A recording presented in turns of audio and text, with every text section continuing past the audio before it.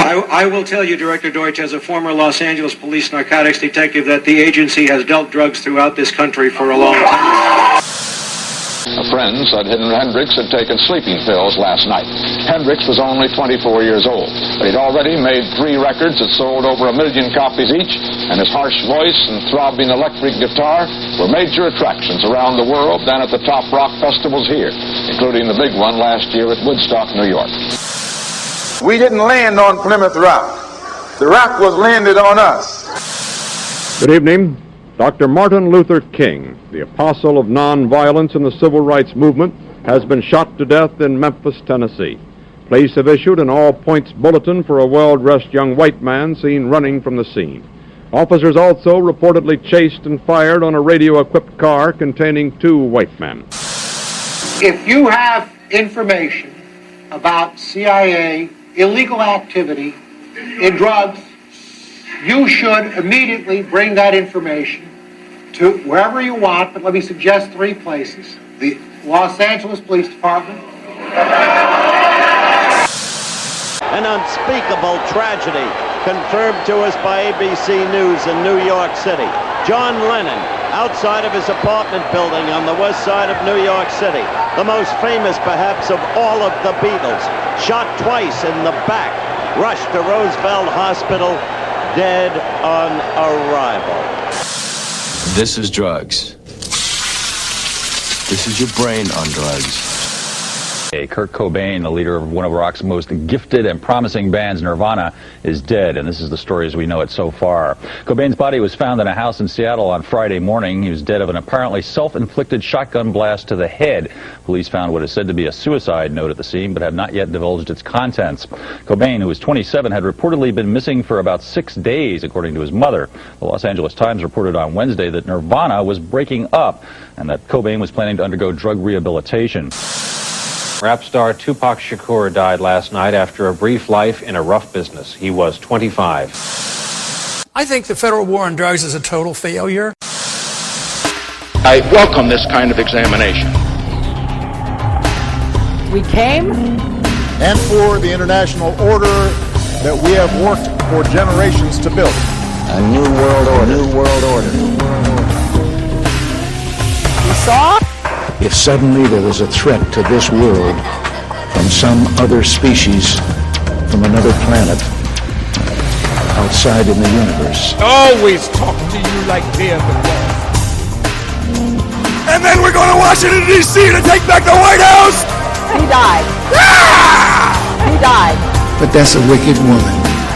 Because people have got to know whether or not their president's a crook. Well, I'm not a crook. You can keep it. Period. Period. Period.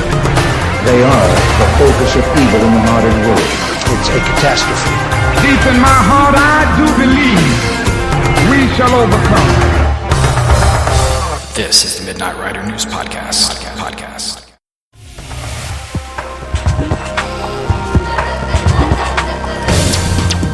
Hello, America and the world. Welcome to the Midnight Rider News Show. I'm S.D. Patrick, your friendly neighborhood host, traipsing through the trials and travails that have so tempestuously and untruthfully been blasted into your eyes, ears, and minds by the state-sponsored talking heads, court historians, and textbook conglomerates that control information today. Tonight we have episode 006, The CIA Uses Drugs. Our guest is John Potash, author of Drugs as Weapons Against Us, the CIA's murderous targeting of SDS, Black Panthers, Hendrix, Lennon, Cobain, Tupac, and other activists. The book is from Trying Day and can be purchased at midnightridernews.com. But first, a little cleaning of the castle. Our last episode 005, Jim DiEugenio and the JFK assassination, has in mere weeks become our most downloaded and listened to episode to date. We want to thank everyone for that. Internationally, we'd like to thank those in the UK, Sweden, Canada, Germany, Hong Kong, Australia, Panama, Israel, Spain, France, Holland, and Romania. Thanks for downloading the show. Our top 10 markets in the U.S. were Washington, D.C., New York, Birmingham, Alabama, Denver, Colorado, Indianapolis, Indiana, Albany, New York, Los Angeles, California, New Orleans, Louisiana, St. Louis, Missouri, and the Bay Area of California. Again, if you're out there listening, we'd love to hear from you. Please email us and say hi at midnightridernews@gmail.com. If you like the show, please share the show and articles from MidnightRiderNews.com on Facebook. Also, please follow us on Facebook at Midnight Rider News Show. Please make sure it is at Midnight Rider News Show that you're following and not just the Midnight Rider News page, which is now inactive. And don't forget, you can still subscribe to the show for free on iTunes and at other podcast providers. I would also like to invite everyone to stay with us after each interview for the final thoughts. I think the final thoughts to each episode are worthy of your time, and we hope you will like them as much as we enjoy bringing them to you. I'd like to now ask for your opinion. We are considering plans to make MidnightRiderNews.com a friendlier place for those that are either sight or hearing impaired. We are considering doing a monthly podcast where we simply just read the articles that have been published throughout the month. That would help the sight impaired with access to what we do. We're also considering finding someone to transcribe the text of each podcast for the hearing impaired. If you know someone who would take advantage of these options, please email us and let us know. Both would be very labor intensive, so we'd like to know what kind of demand is out there. In watching the news recently, I can already see the pushing of what is the two-party machine. The amount of anti-Trump rhetoric in the mainstream mass media is overwhelming. What will happen next will be the lining up of candidates for the election of 2020. They will receive unbelievably positive press, and they will all begin making the rounds of the various cable news programs. Just understand that if you fall into this, if you acquiesce to the mainstream mass media by already deciding who your Democratic Party candidate will be, then you have already lost in 2020. And I don't mean that you've lost because Trump will be reelected. I mean that you have already lost because you have already resigned yourself to believing in the two-party structure that has taken America to an all-time low regarding freedom and individual rights, the opportunity to make an equitable working wage, the power to live a life outside of your escalating working hours, and the ability to find peace in your Americanism. For those outside of the United States, you already know this. Many of you have seen parties come and go when they outlive their usefulness to the people who place them in power.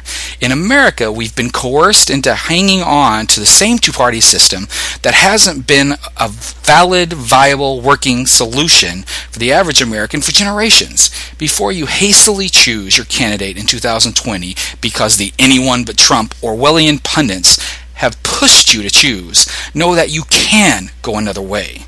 Know that you can vote for a third party or an independent en masse. Know that the power can still be yours if you choose to use it. I'm S.T. Patrick, this is the Midnight Rider News Show, and we'll be right back with John Potash. When you want an alternative perspective that challenges the way we think, the way we are taught, and the way we believe, go to MidnightRiderNews.com and read the works of S.T. Patrick, Juliet Toth, and the rest of the Midnight Rider News team. At MidnightRiderNews.com, we speak truth to power, we fight for justice for those who've been treated unjustly, we challenge societal norms, and we always question authority. Please join us at MidnightRiderNews.com today. That's Midnight Writer, W-R-I-T-E-R, news.com.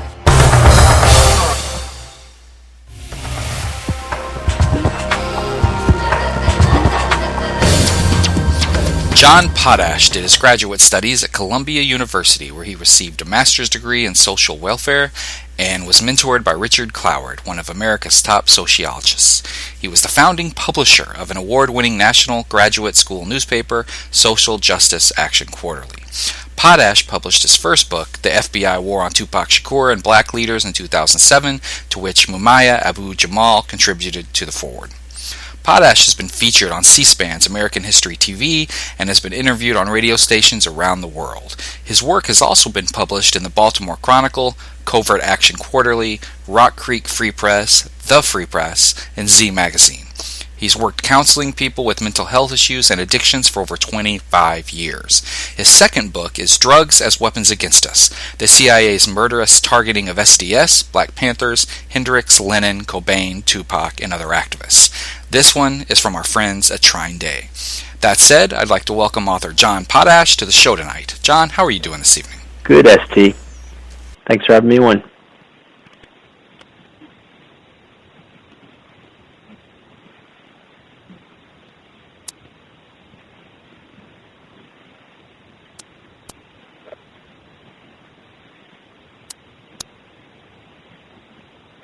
Well, the CIA started in 1947 with the National Security Act of 1947, and the history of that is that a group of oligarchs I call them the wealthiest families in the United States who were joined together in different interests and were the most powerful, kind of pushed that CIA legislation through. But they had been involved with the British East India Company in trafficking, in basically shipping opium, okay, and from the area of the best growing places in the world, which was the Himalayan mountain range between the Golden Triangle, where Vietnam meets Laos, and that Asian area, to the Afghanistan-Pakistan area, which they call the Golden Crescent for poppy fields.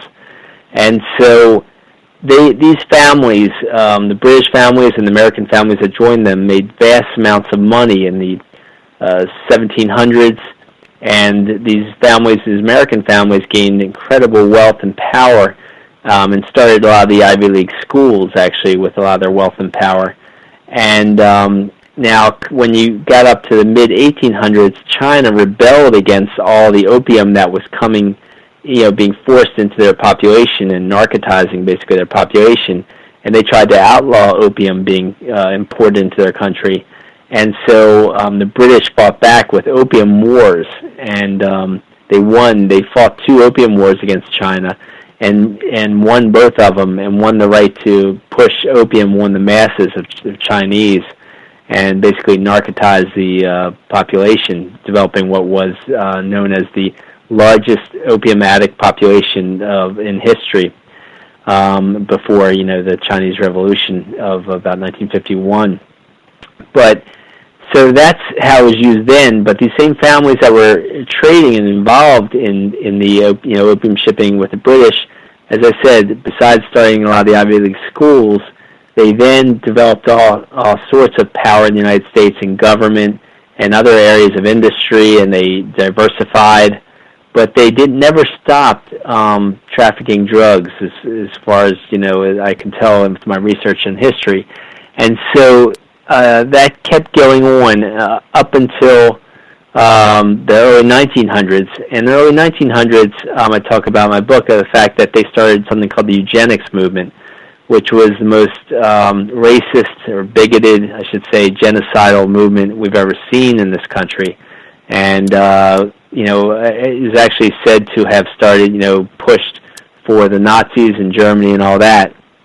Now, after, when the war was done, these same oligarchs were in bed with a lot of the Nazis in terms of business interests and philosophy.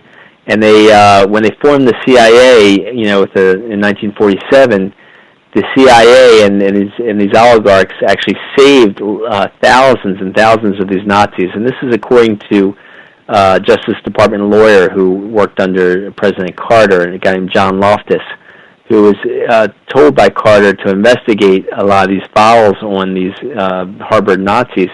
And he found that, he wrote several books about it, and found that we had saved thousands of Nazis. I mean, there's different estimates, but many other researchers also agree with them that there was thousands of Nazis we saved to be in Latin America and South America and Central America. But also, we took a lot of these Nazis and used them in CIA programs in the United States. And the MKULTRA program in particular started in the early 1950s. And in that program, there was many Nazis that had already been experimenting with various drugs on concentration camp workers and victims, and particularly with psychedelics and other drugs. And so they helped start, the CIA and these saved Nazi scientists helped start the MKULTRA project in 1953. And so the MKULTRA project, it really is the umbrella for my whole book, for the use of drugs as weapons against us. Now, I was going to ask you about MKUltra. I think we need to explain it a little further. What was MKUltra, and how was it used heavily on both the east and west coasts of the United States? Sure. I'll just add that in the same way that the American oligarchs were working with a lot of these British drug traffickers, and there was a kind of a program in Britain called Tavistock. There was a Tavistock Institute that was doing some of the same projects as MKUltra, but MKUltra was much bigger and much better funded. But MKUltra basically started testing drugs for the use as unconventional warfare, according to their documents. And so they tested dozens of drugs on Army soldiers, such as at Edgewood Arsenal. And then they started testing in hospitals. And then they used a fund company called the Human Ecology Fund to fund experiments in colleges around the country. They had over 100 different colleges that were paying volunteers to try different drugs, but particularly psychedelic mushrooms and LSD. And so one of these people that was doing that kind of work was Professor Timothy Leary at Harvard University. And so what happened when he was testing psychedelic mushrooms there, and a British undercover agent who called himself a propaganda agent named Michael Hollingshead brought over a huge batch of LSD and tried to convince Leary to try it. And he finally did get convinced Leary to try it, and then had Leary tripping for 3 straight days. He gave him a super, batch. You're really only supposed to trip for 8 hours with one hit of acid, but he gave him enough to trip for 72 straight hours. And Leary's cohorts, his associates, his other professors at the school, said that Leary was like a lapdog for this Hollingshead thereafter. Nonetheless, Leary did admit in an interview later that he knew he was working for the CIA from that point, and that they suggested 80% of his activities. So Leary switches to test LSD on students, and after maybe 2 years, he gets kicked out of Harvard. Him and some of his fellow professors who were doing that with him, a guy named Richard Alpert and another professor. And when they're kicked out of Harvard, so these psychedelic tests in colleges, there are 100 different colleges. They go from about 1960 to 1963, and then they're pretty much stopped. But in 63, so Leary's out on his own, and so a very wealthy family takes him and the other professors under their wing, and they're the Mellon Hitchcock family, Billy and Peggy Mellon Hitchcock. And they are an extremely wealthy family. They own Gulf Oil, they own Mellon Bank. People might have heard of Carnegie Mellon University. They're some of the wealthiest, people in the United States, and they also were veterans of intelligence. A number of their family members had been parts of U.S. intelligence. So they proceed to rent so I guess it's Billy Mellon Hitchcock rents his mansion and estate. It's about I think it's about 1,400-acre estate and mansion to Leary for pennies, virtually, to house parties, to have parties at his mansion. And it's about an hour above New York City. And he lures loads of people from New York up to that mansion. And MKUltra scientists just camp out there. A number of different MKUltra scientists just hung out there and just used the people that were lured up to these parties as guinea pigs. And now, why did they do that is the question. Was it for the love of this drug? No, obviously it was for something else. And what it comes to find, the evidence shows that they were trying to lure lots of activist celebrities, activist musicians, activist comedians, all different kinds of actors from New York City, which was a hotbed of activism. It was a hotbed of activism for the Student Nonviolent Coordinating Committee and the Martin Luther King student group that supported civil rights legislation. It had the most people go to the Freedom Summer Rides to support MLK and civil rights. And a lot of them were getting diverted to go up to this big party in this mansion an hour north of them. And so I show all the evidence of how that what was going on there, what they were really doing to people there. Now, that was on the East Coast, and that was happening for a number of years on the East Coast. At the same time, on the West Coast, Stanford University was funding projects, and Stanford University Hospital was doing a number of experiments with volunteers and student volunteers, And one of the student volunteers was a graduate student named Ken Kesey. He was in the grad school for writing over at Stanford University. And this is a guy who was actually was a college wrestler, very good college wrestler. He was apparently training to try to make the Olympic team. He was known not to have done any drugs in his life. He barely ever got drunk in his life even. And here he is. He could use some extra money, so he takes what the equivalent of about $150 to try this psychedelic. And after doing that, he then proceeds to get a job at the same place he was experimented on at this Stanford University hospital. And they give him a job in the psychiatric ward. And they give him the keys to the place where the LSD is stored. And so he begins to then have parties at his grad school place he lives, and invites tons of other grad students and celebrities and all kinds of people to his parties, where he has loads of psychedelics. And then the parties turn into bigger and bigger parties, where he has people hanging out there who start calling themselves the Merry Pranksters. They then get the idea, well, actually the experiment, when it ended in 1963, he couldn't get that, a huge stash of acid anymore, which they were letting him steal, basically, from them, all he wanted. And so I show the evidence that it wasn't, just happenstance. It just wasn't a coincidence they were letting him steal that acid.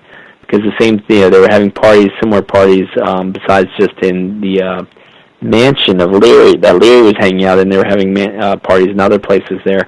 But either way, so in 1963 they stop the experiments, and he can't get the stash of acid.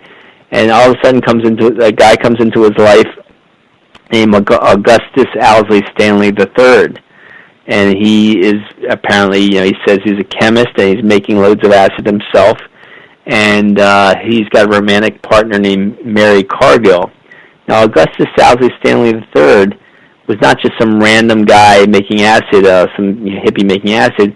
He came from a Kentucky blue blood family. They had the highest offices in senators and governors in Kentucky. There was a whole county named after his grandfather, Owsley. And so he's got a romantic partner named Mary Cargill, and Cargill's family is owns the largest, has the largest privately owned company in the country, the Cargill Chemical Company.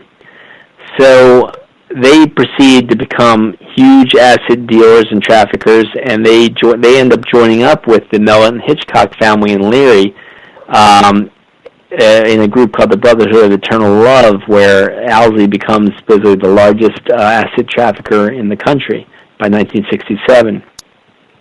But during that time when he's building up his acid trafficking, they proceed to get the idea to get this bus, a psychedelic bus together, like paint a bus psychedelic, and travel from the West Coast to the East Coast, apparently for the next book coming out.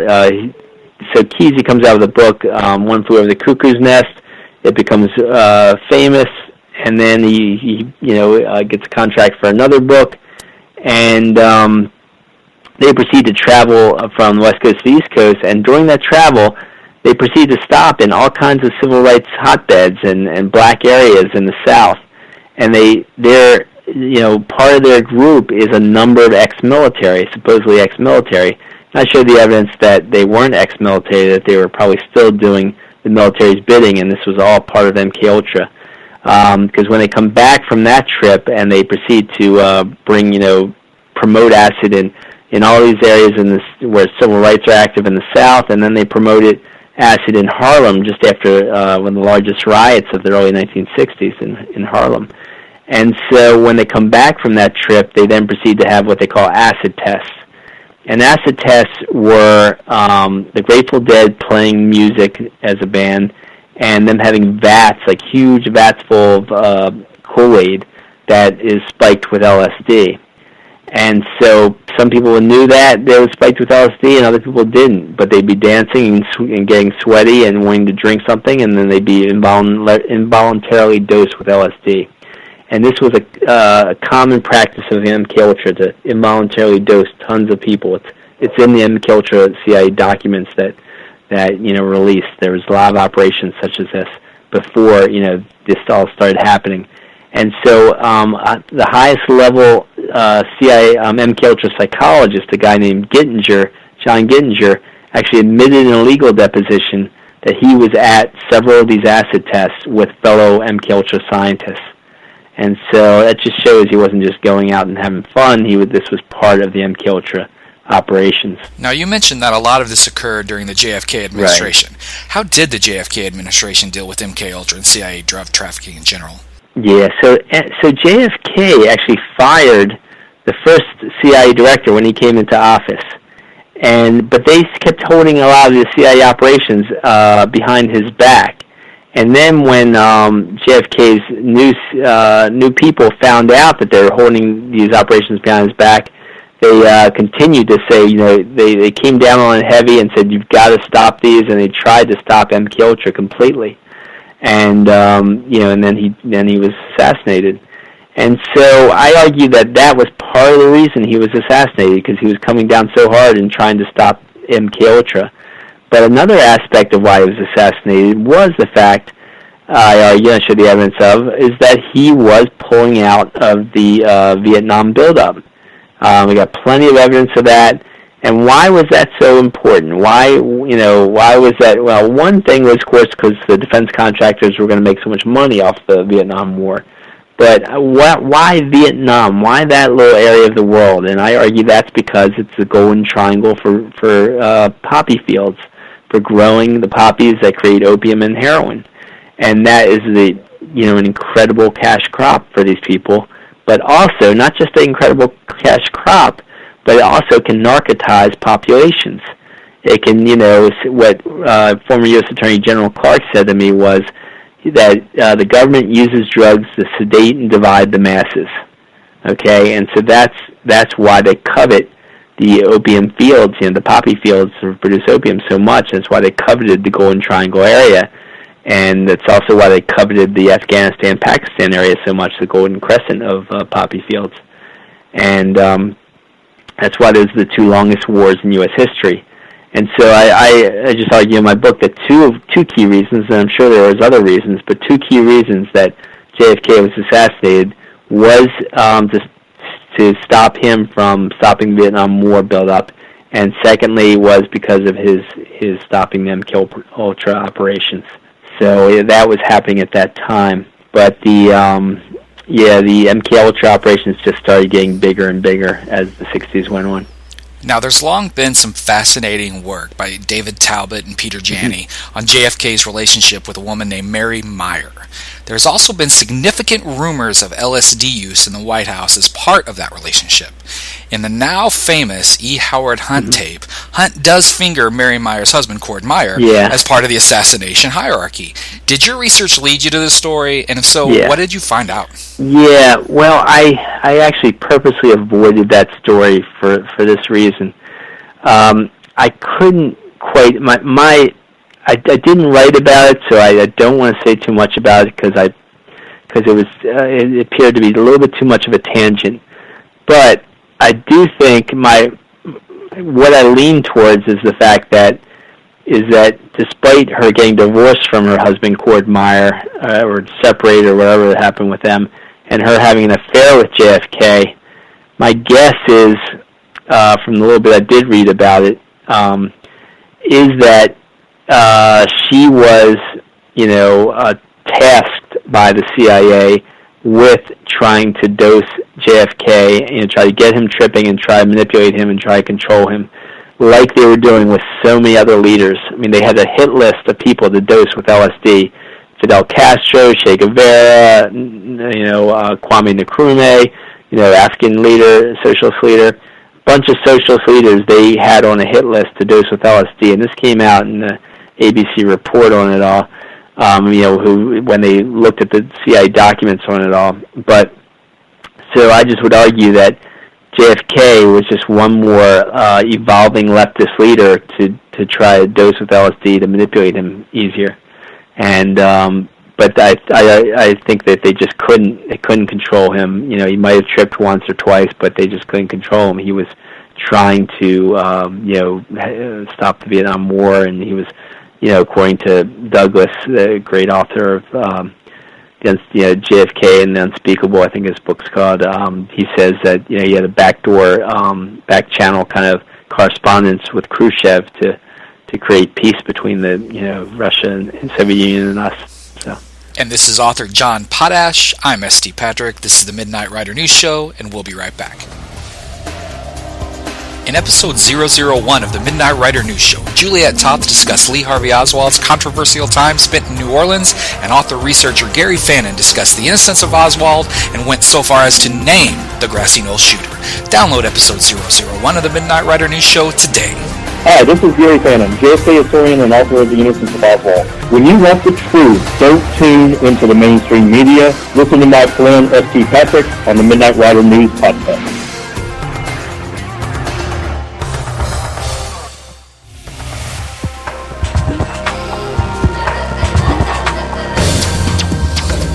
We are back with John Potash, the author of Drugs as Weapons Against Us, the CIA's murderous targeting of SDS, Panthers, Hendrix, Lenin, Cobain, Tupac, and other activists.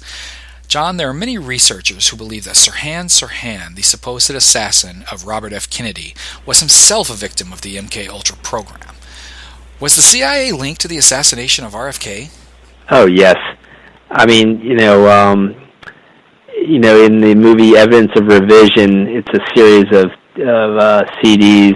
DVDs, created by some intelligence officer anonymously, but he says in that not only do they have William Jennings Bryan, a CIA hypnotist, say on tape that with the right amount of drugs and hypnosis you can get, people to do just about anything you want. But apparently, this guy William Bryan, who the CIA hypnotist, had admitted to two prostitutes who regularly serviced him that he hypnotized Sirhan Sirhan to be part of the RFK assassination. Well, we can't really discuss the 1960s, of course, without talking about both Martin Luther King Jr. and Malcolm X. What did you find out about CIA involvement in their assassinations, and was it a sign of things to come for activists and activism? Yeah, well, with Malcolm X and Martin Luther King, I really talk about them at length in my first book, The FBI War on Tupac Shakur and Black Leaders. So because I talked about them more extensively in there, I held back with the Drugs as Weapons Against Us and spent, just maybe a shorter period of time talking about them in Drugs as Weapons.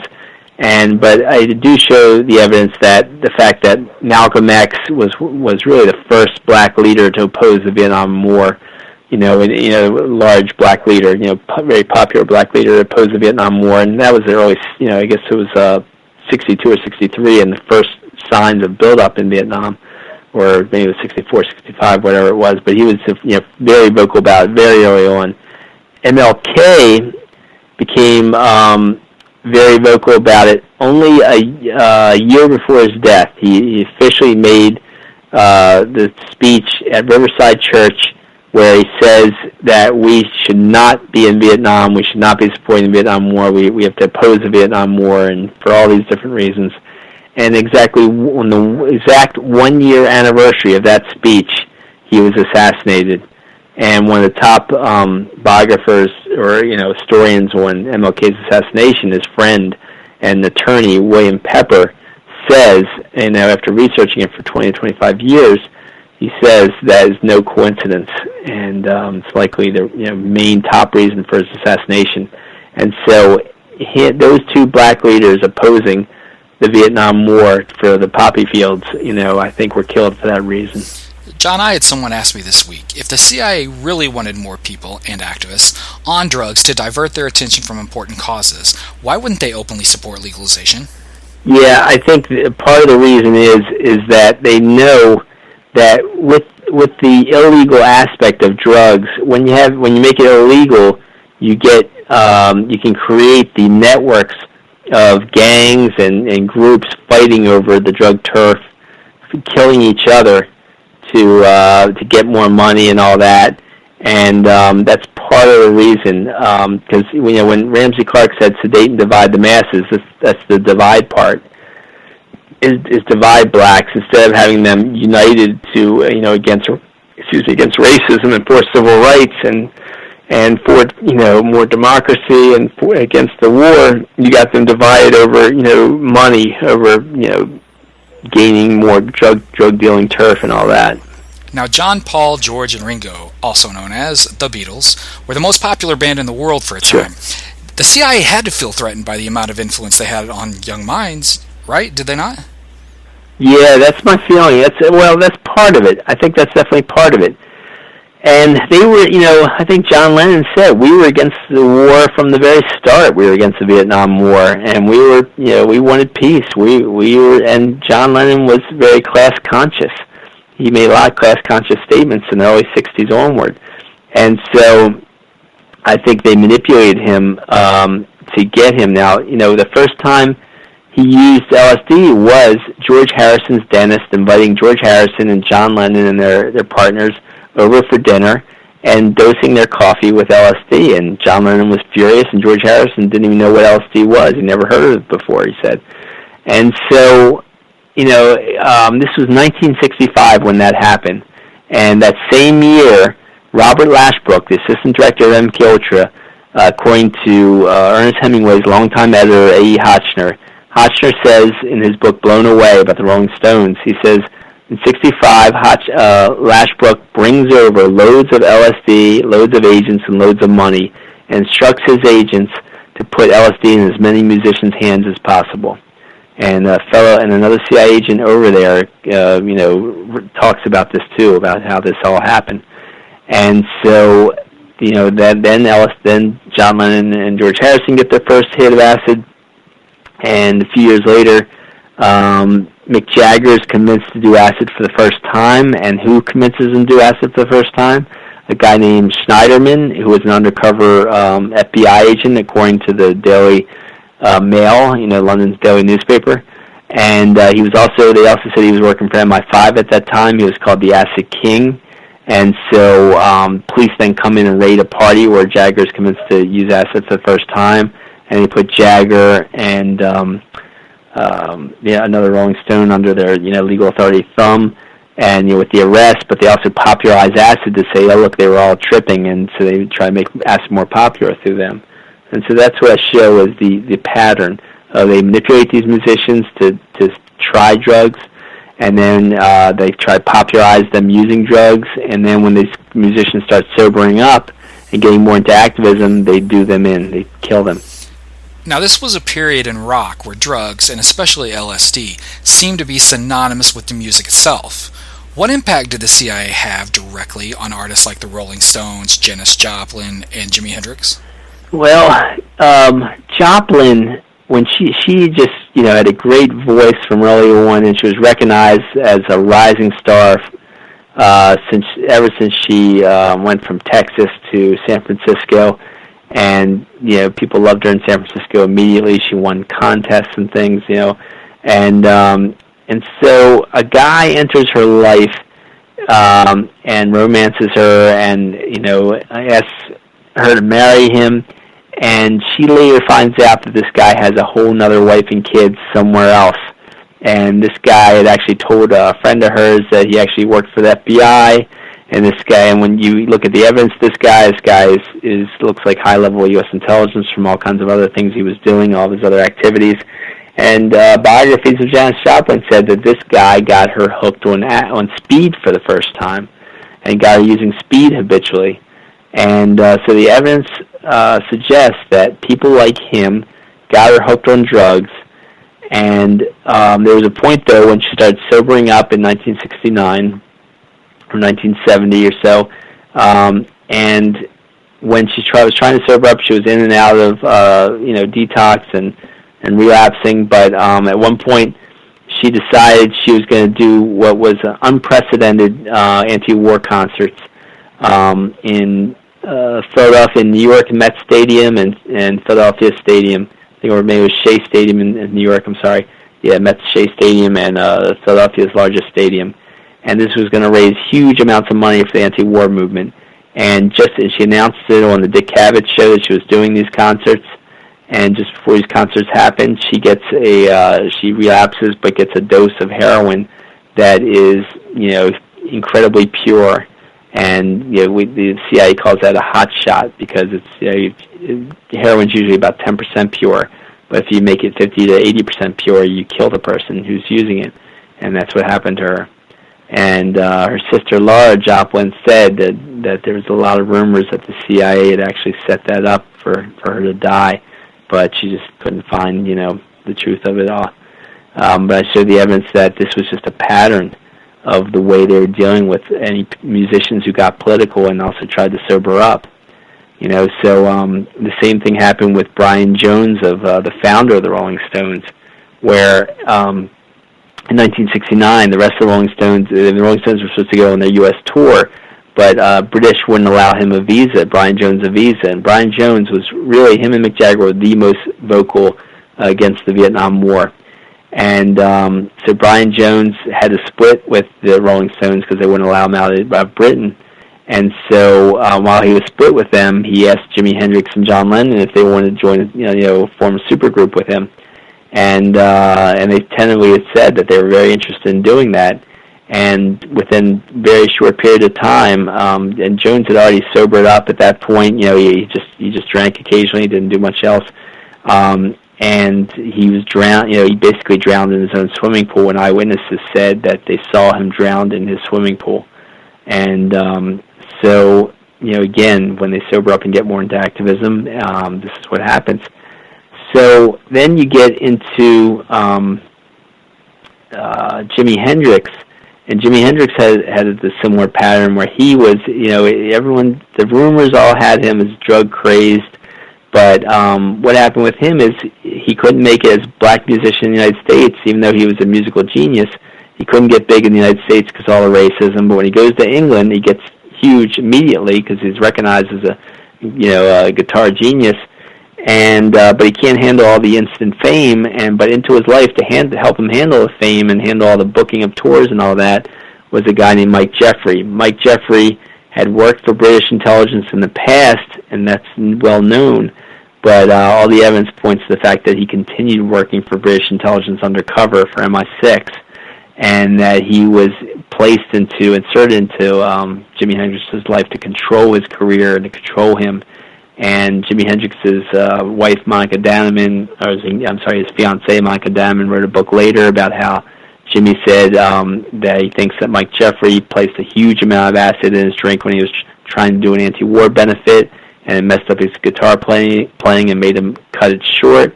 And Mike Jeffrey tried to sabotage any time he tried to do any kind of political benefits. And when he finally fired Mike Jeffrey, within 48 hours, he was dead, Jimi Hendrix. And so he says that basically, all the evidence points to the fact that Jeffrey set up the murder. Now, there's actually two people that said that Jeffrey admitted to him when he was drunk that he set up Hendrix's murder. And one of them came out with a book within the last few years named James Tappy Wright. So, that's the sad history of Jimmy. It is a sad history indeed. Now I want to turn from the United States to the Isle of Jamaica and the king of reggae, Bob Marley. Chapter 18 of your book deals solely with the CIA and Marley, and it's really a phenomenal chapter that I think everyone should read. Thanks. What do we know about the demise of Bob Marley? Well, I know his manager came out with a book that said the CIA basically poisoned him with something that induced his cancer.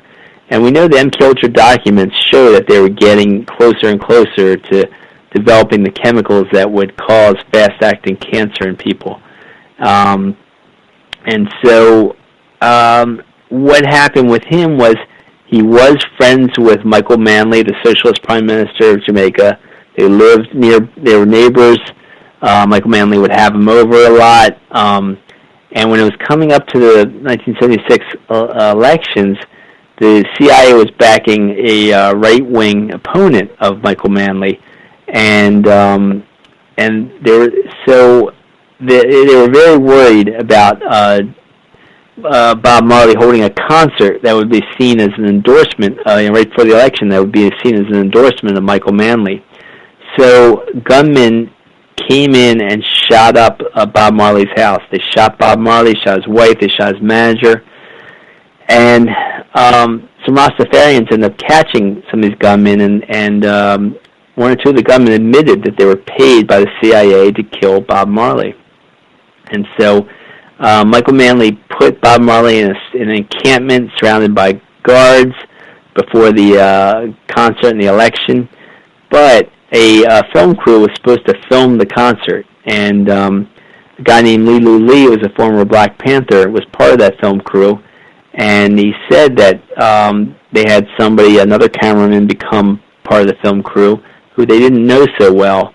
But they found out later that guy who came to be part of that crew was William Colby's son, the CIA director's son. Okay?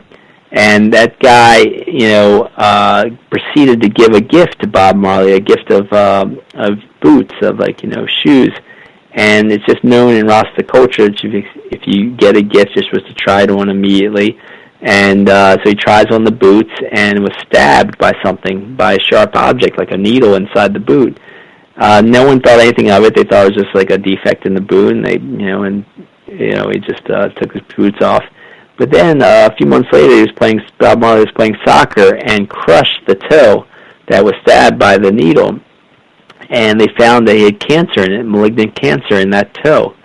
And that cancer eventually spread throughout his body, and within several more years killed him. And so the thought is that the CIA director's son, of course, gave him an MKUltra chemical through that whatever needle was in that shoe, and it gave him the cancer. I want to ask about Kurt Cobain before turning to the fascinating life of Tupac Shakur. Before talking about Cobain's passing, though, I think we need to set the stage. You refer to Cobain as a radical in his ideology. Is that correct? Yeah. If you don't mind, just before I get to Cobain, I just want to people understand that there's large amounts of the book do cover the Students for Democratic Society and the Black Panthers, and also the Weathermen. And the reason is because a lot of these drugs were targeted at them. CIA undercover agents infiltrated the Black Panthers and got Huey Newton hooked on cocaine. They got into Afeni Shakur's life, Tupac's mother, who was one-time leader of the Harlem Black Panthers. They got into her life and hooked her on cocaine, on crack. They manipulated some SDS, leaders, Students for Democratic Society leaders, which was the largest anti-war group in the country, and got them using acid and manipulated them and hurt their minds a bit. And these were the best and the brightest of the anti-war activists in the country, at least young anti-war activists. And so those were some of the biggest targets in the country for the drugs. That was the reason to try to popularize the drugs, was to mess up the minds of the anti-war movement and the Black Civil Rights Movement activists, particularly the leaders, so they couldn't be as effective. But now you asked about Cobain, and Cobain, by all his writings and everything he talked about, he was very left-wing in terms of anarchist/socialist. But he was very anti-war. He was very pro-women's rights, pro-gay rights, pro-civil rights, and that was his ideology. And in terms of being class conscious, he made a lot of comments about the wealthy, and said on the cover of Nevermind, he thought maybe he'd have some anarchist essays about blowing up things to change society for the better, but he better hold off on that until he gets more famous, and then people would really consider it more. And so he was very radical. But the other thing about him was the fact that he did have this massive stomach problem. And I show the evidence that a lot of these activists and musicians were psychologically profiled, and so that they could figure out which ones they could manipulate in which ways and how to get them to do what they wanted. And so with this massive stomach problem, he had dabbled. He had tried heroin a few times to try to relieve his stomach problems, but by all accounts, he was not a regular heroin user at all until Courtney Love entered his life. And by all accounts, Courtney Love proceeded to hurt a lot of people's lives in Seattle when she came into Seattle. Now, Courtney Love had a crazy history. It's hard to get into it all, but basically the most important part of her history is the fact that when she was about 16 or 17 years old and she visited her biological father, Hank Harrison, who had lost custody of her when she was young because of her grandparents were very wealthy and paid off his lawyer in the custody battle. He said he went into a deep depression, but that when he gained custody of her, when she wrote him from a juvenile delinquent facility when she was about 13 or 14, he got her out of the facility but found she was somewhat of a monster in terms of drug abusing, messed up in the head, and it's a lot of problems. She was leaving heroin needles all over his house when she was 15, 16 years old, and he had to kick her out because she wouldn't stop doing that. And she was prostituting, including to the Asian mafia, and that's in mainstream biographies. But when she was 17, he's doing research in Ireland on a book he was writing, and she comes out there with 1,000 hits of acid, and a guy had befriended him out there who he didn't realize that was a CIA undercover agent, and he introduced him to Courtney, and this guy proceeds to travel with Courtney for at least 6 weeks as Courtney distributes LSD all over, the music scene in in London, Britain, and then does the same thing with drugs all over different music scenes in the United States. And I show the evidence that she was doing this just like MKULTRA agents were doing this for the MKULTRA program in the 1960s. And then her job when she entered Kurt Cobain's life was to get him using heroin regularly to promote heroin. But then when he sobered up and he found a cure to his stomach problem and sobered up and was divorcing her, she helped U.S. intelligence do him in, and there's lots of evidence to support that. The movie Soaked in Bleach actually offers the best evidence that Cobain was murdered and that she had a part in it, but it just doesn't go quite as far to say, that U.S. intelligence was involved, but it does show that there was high-level cover-up in his murder. Now, to make the waters even more murky, if I recall, there was a mysterious passing of someone investigating the case, right? Yeah.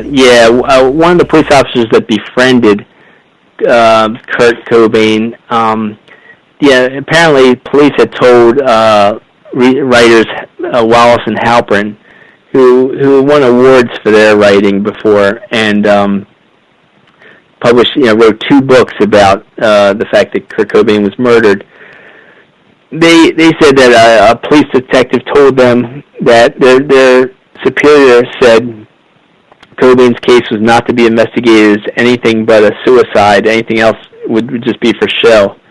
But someone defied that order and spent vast amounts of time trying to find the source of the heroin that was in his system, because there's a vast amount of heroin in his system, the amount of heroin that should have killed him instantly, to the point that he wouldn't even have been able to pick up the gun and killed himself and put away his works and all that. But so that officer became the first person killed in the line of duty in some 8 or 9 years. And I forget his name off the top of my head, but it's in my book. But and I found the proof of all that through the fallen officers in Seattle. There's a website about that. So and the person that killed him knew he was a police officer, even though he was in plain clothes. So it was really something. There's a lot of high-level cover-up that way. Yeah. Let's get into one of your many areas of expertise, the life of Tupac Shakur. First, who were the Shakurs, and what was their relationship to the Black Panthers? Well, so, with Afeni Shakur, she was the, one-time leader of the Harlem Black Panthers. She was married first to Lumumba Shakur, who had founded the Harlem Black Panthers. And the Lumumba's family was an incredible family. His father, Saeedin Abba Shakur, was a confidant of Malcolm X's, and before that he was in Marcus Garvey's group, which Malcolm X's father was part of. And as a close confidant of Malcolm X's, he was highly revered. And Saeed Abu Shakur also adopted some kids. He had 2 biological kids in Lumumba and Zaid Shakur. He also adopted a few other kids, such as Mutulu Shakur. And they all became very serious activists. Zaid Shakur was the Minister of Information for the Bronx Black Panthers. Mutulu Shakur co-founded the Republic of New Africa, which was a great national activist group also that was collaborated with the Black Panthers. And so here was Afeni Shakur joined the Black Panthers, married Lumumba. Now, when all the top New York City, there was thousands of New York City Black Panthers, but 21 of them were rounded up on what I call a frame up, because they were all found not guilty very quickly, but they were held in jail for 2 or 3 years. It was apparently the longest trial in New York City history at that point. Held in jail from 69 to about late 70, I guess it was, or 69 to maybe 71. I'm sorry, to like May. It's about let go of like April or May of 71, and so while they were in jail, Afeni Shakur was chosen to be the spokesperson, to be the first to be allowed out on bail. And she was a spokesperson for the rest of the Panther 21 to raise money for their bail and help talk about their case. And then the judge revoked their bail, but while she was out on bail, she got pregnant with another Black Panther in New Jersey, and so Lumumba divorced her then. But they were still kind of activists in solidarity, and so Afeni got pregnant with Tupac at that time, and she was pregnant with him with Tupac in jail, and she ended up defending herself in court. So she was like intellectual. She was a real genius because she hadn't gone to college, but she learned enough to defend herself in court and was credited with getting all the Panther 21 off in court. She then goes and eventually moves in with Lumumba's adopted brother Mutulu Shakur. As I said, Mutulu co-founded the Republic of New Africa, but he also got a degree in acupuncture and was assistant director of a pioneering program called Lincoln Detox in the Bronx that pioneered the use of acupuncture in drug treatment. And he was trying to spread that throughout the country and throughout the world, and it did eventually spread throughout the country because it was very successful. The New York City tried to close that clinic down, and I argue because of its success. And I have a lot written about that Lincoln Detox because it deserves a lot of writing. Police arrested the staff of Lincoln Detox. The director ended up being found murdered with drugs like inserted under his skin, but not going throughout his bloodstream, showing that there was actually they tried to make it look like he used drugs and died of some kind of drug overdose, but he was actually murdered. The lawyer for the clinic, the same thing. They did the same thing to him. And so, and then some activists started robbing banks. They called it expropriating money from the rich to try to fund health care in the Bronx. And Mutulu was not part of that. He did not take part physically in any robberies, but he ended up being called the mastermind of them, even though he didn't take part of them, and was imprisoned for basically the rest of his life. He was supposed to get out last year, 2016, but they wouldn't let him out of jail, they said, because of his politics. So, Tupac, who grew up in that environment, grew up to Afeni, with Afeni Shakur as his mother, Mutulu as his stepfather. He grew up calling himself a revolutionary, like his parents. The evidence shows that the U.S. intelligence got his mother, Afeni, addicted to crack, which had him, hustling to support himself, in his teen years. And but he was mentored by a lot of his Black Panther extended family, and by the age of 17 or 18 years old, he became head of a group called the New African Panthers, which was part of the New African People's Organization, a group started by former members of the Republic of New Africa and the Black Panthers. And both the New African Panthers and New African People's Organization were both active in about 8 to 10 cities around the country. And so Tupac was already a black activist leader before he became a rapper. And so former FBI undercover, former FBI agents such as Emmett Wesley Swearingen, who worked in the counterintelligence program, which was targeting leftists in general, but particularly brutally targeting black leftists for neutralization. He said that even though the FBI pretended to end their COINTELPRO operations in 1971 when activists invaded an FBI office and found the files on it, they continued it at least up until the 1990s. And it was just called, put it under different names. And so I showed the evidence that there were at least a half dozen murder attempts on Tupac before they succeeded, but at the hands of U.S. intelligence. And the reason was because he was already a black activist, leader before a rapper, but gaining, with the increasing gaining of wealth and fame added to his leadership, he could, influence more people. But he was also involved in gaining the, peace truces between the Bloods and Crips gangs throughout the country, and that was stopping their drug dealing and hurting the pocketbooks of the CIA, the biggest drug trafficker in the world. Now, do you happen to know how extensive Tupac Shakur's FBI file was before he became a rapper? I don't know how extensive it was before he became a rap artist. I just know that when I filed a Freedom of Information Act for his FBI file, the Justice Department woman who talked to me about it said that she can't tell me the amount of pages in it, but after talking to her for a while, she said, well, there's over 4,000 pages for it, and you're going to have to pay $400 for them because they cost 10 cents a page. And so they sent me a letter saying you have to pay $405 for the FBI file to be copied, and but they only sent me 99 pages, and they gave lots of bogus reasons for why. And even those 99 pages were partly redacted. John, I've always believed that the East Coast, West Coast rap rivalry of the 1990s was contrived, either by record labels striving to bring attention to the music, or by the CIA who wanted to hide their attacks on urban America by claiming that it was a proliferation of black-on-black violence. Is there any truth to either? Yeah, the best evidence shows that they used the same tactics to pit Huey Newton against Afeni Shakur, Huey Newton being on the West Coast and Afeni and the New York Black Panthers being on the East Coast. They pitted them against each other with fake letters going back and forth, and undercover agents spreading rumors and spreading false information. And they pitted the leaders, black civil rights leaders and Black Panthers against each other to split them apart and cause murderous rivalries.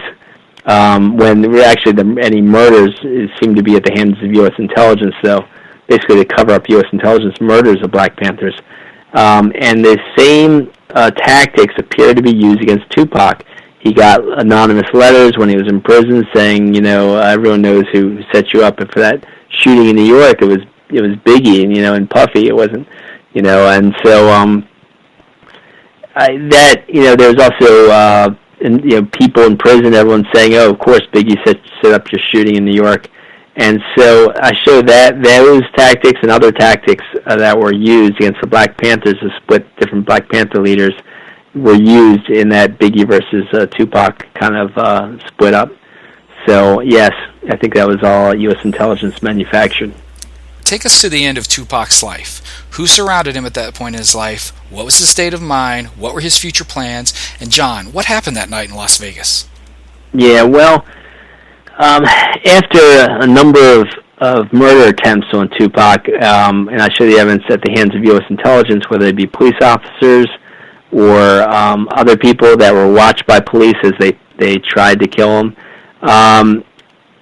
he ends up in jail for a sex abuse case that appears by all means to be a frame-up, partly by the undercover agent who set it all up, this guy named Haitian Jacques Ignat, who had a long rap sheet. Tupac said in one of his songs, knew he was working for the Fed, set me up, wet me up.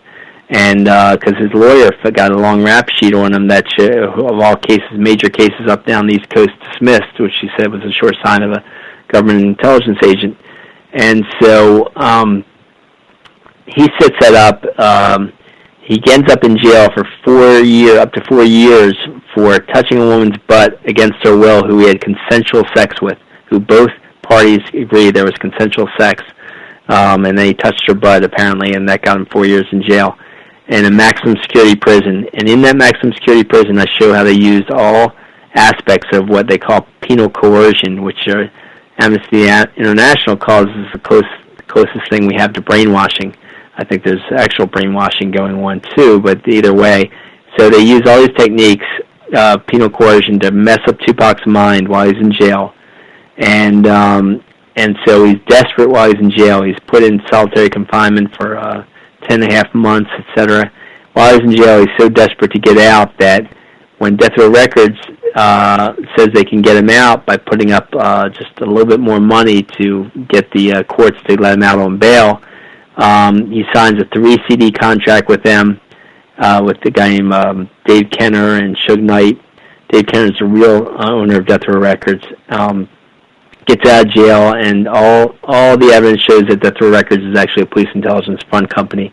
They have dozens of officers working at all levels of their company, and this is reported by former white police detective Russell Poole, who said that his superior told him, you can call these police officers in Death Row covert agents.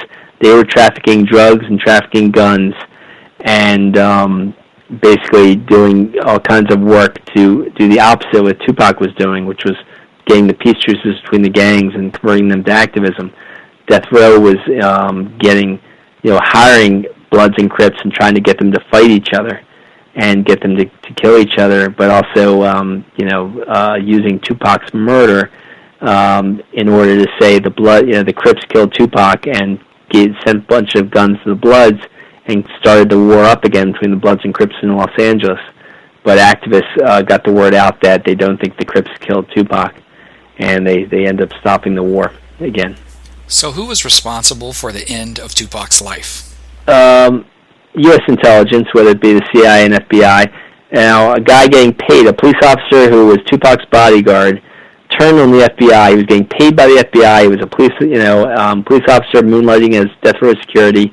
He turned on the FBI and told Tupac not to go to Las Vegas. Tupac almost didn't go, but he ended up having to go for another reason. That guy's instantly fired when Suge Knight and Reggie Wright Jr. find out about this. And then that guy says on film for the movie Biggie and Tupac that he's got the documents to prove that FBI and ATF undercover agents were in Tupac's motorcade when he was killed in Las Vegas. So it's just some of the evidence that, of course, U.S. intelligence murdered Tupac. So with all your research and with all your experience, what's something out there now that makes you stop and say, oh my gosh, here we go again? Oh, yeah, lots of stuff. I mean, it's just constant. I can't even name it all. I mean, I just, off the top of my head, I see this strange South African band, Die Antwoord, who has the new album thing called The Love Drug, and it shows like it just promotes especially ecstasy. And in South Africa, the head of biological and chemical warfare, Walter Basson, was caught trafficking ecstasy. His assistant in the Truth Commission said that he was ordered to manufacture a ton of ecstasy, and Walter Basson said he was working with Porton Down, the chemical warfare group in Britain, and Fort Detrick, which is the chemical warfare facility, MKULTRA facility in the United States, one of the MKULTRA locations in the United States.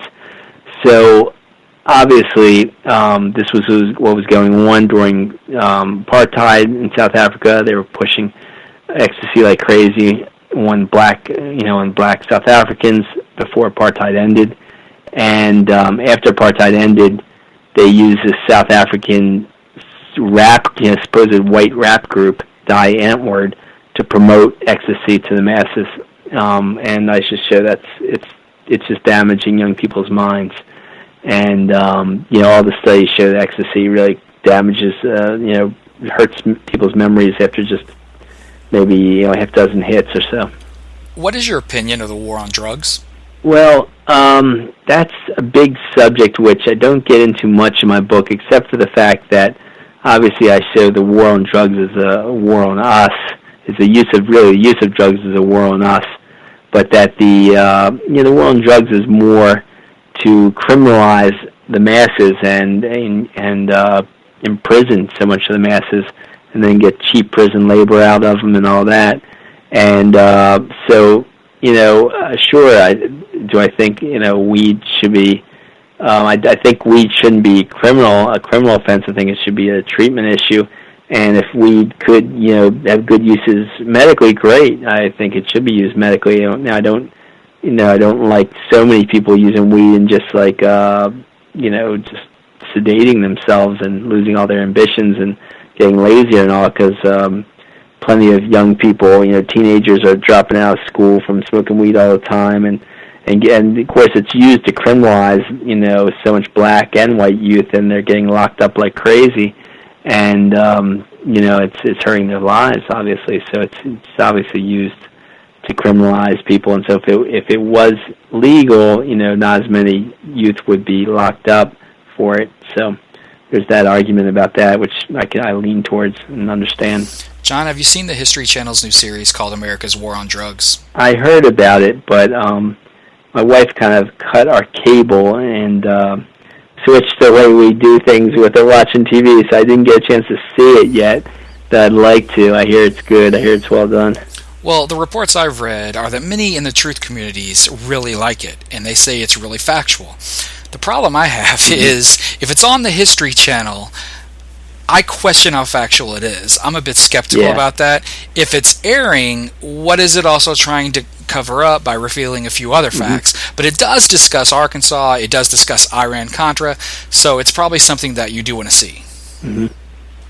Yeah, no, I hear you about that, but it is good that they at least, talked about Arkansas and Latin America and all that with the cocaine dealing, because it's obviously it's a major chapter in my book too, or two chapters at least, about the cocaine trafficking out of Latin America, with the Nazis helping set up the cocaine trafficking routes, and Bush Sr. being head of that whole operation with Ollie North under him.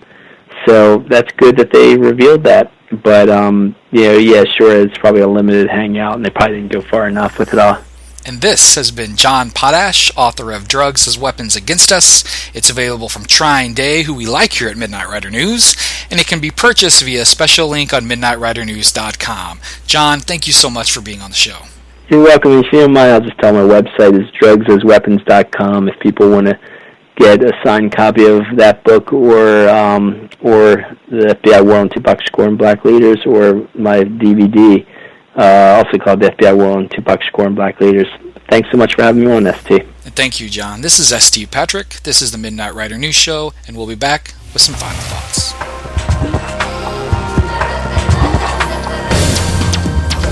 When we think of cultural figures such as rock or rap artists influencing us, it's easy to deny the direct effect. It's easy to say, well, I know that I have never personally done anything, worn anything, said anything, injected anything, or believed anything because some rock or rap artist I liked suggested it. But that's a simplistic view of the intrinsic emotional power of culture. Music is a powerful medium. You can probably name a song that has at some point in your life made you cry. Athletes openly admit to using music to put them in an aggressive, competitive frame of mind before a game. Who hasn't instantly been transported back to their glory days of the high school or college years simply by hearing seconds of a song popular in those years? We have musical memories tied to our relationships, our children, our friendships, our greatest triumphs, and our saddest tragedies. The musicians who produce those songs become part of our histories. While we may not directly say that we have done some action or believe some ideology solely because a rock star advocated such, musicians do become metaphoric of things we are and symbolic of things we wish we could be. They do inspire, they do elicit emotional responses, and they do validate either what we are feeling or what we want to feel. We are not only then influenced by our parents and our closest friends. Culture matters. Culture matters, and the sociologists, psychologists, and specialists that study people know it. The sociologists, psychologists, and specialists who have worked for the CIA since its inception know it. Those who set up the MKUltra program knew it. And the best behavioral scientists working for the CIA today know it too. There was not a point when their influence left rock and roll. They have never exited the world of rap music. They have never packed up and gone east from Hollywood, and they have never abandoned television. Their influence is still around you as much as you let the culture surround you. And that is up to you. From the other side of the mountain, on the best side of midnight, I wish you peace. The Midnight Rider News Show with St. Patrick is a production of MidnightRiderNews.com. Copyright belongs to St. Patrick and all rights reserved. You can email us at midnightridernews@gmail.com, and be sure to visit MidnightRiderNews.com for the best in alternative historical analysis.